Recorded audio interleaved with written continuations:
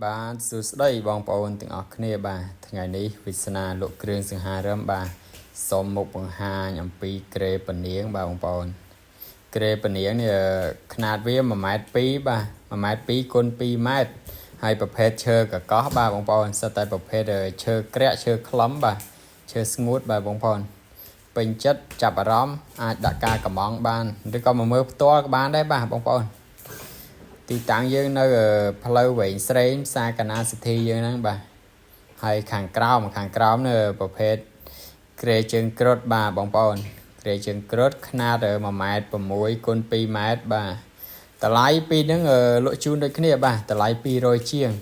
ចាប់អារម្មណ៍អាចតម្លាក់លេខបូកទីតាំងឬក៏ឆាតសួរសិនក៏បានដែរបាទបងប្អូន